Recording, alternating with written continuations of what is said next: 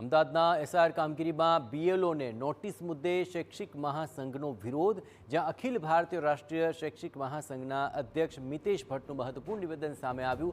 ચૂંટણી અધિકારીઓ બીએલઓ પર કરી રહ્યા છે માનસિક દબાણ અને ગુજરાતમાં 200 જેટલા બીએલઓને ધીમી કામગીરી મુદ્દે નોટિસ ફટકારાય છે। બીએલઓને રાત્રિના સમયે પણ કામ કરવાની ફરજ પાડવામાં આવી રહી છે।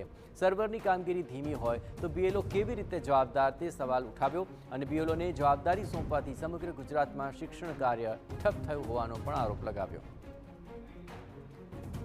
હજુ પણ ચૂંટણી અધિકારીઓ દ્વારા બીએલઓને નોટિસ આપવાની પદ્ધતિ, આ ઉપરાંત તેઓની ઉપર માનસિક દબાણ ઊભું થાય એવા ઓર્ડર રાત્રિના સમયે પણ એ લોકોને મેસેજ કરીને કામ કરવા માટે ફરજ પાડવી, આ ઉપરાંત સર્વરની કામગીરી ધીમી હોય અને બીએલઓ કામ કરી ના શકે, ક્ષેત્રની અંદરથી મતદારોને સમજ ના હોય અને ફોર્મ પાછા ના આવતા હોય, આવા સંજોગોમાં બીએલઓ પોતે કામ કરવા ઈચ્છે છે પણ જે સ્થિતિ એવી છે એના કારણે કામ કંઈક ઓછા પ્રકારનું થઈ રહ્યું હોવું આપણને લાગે।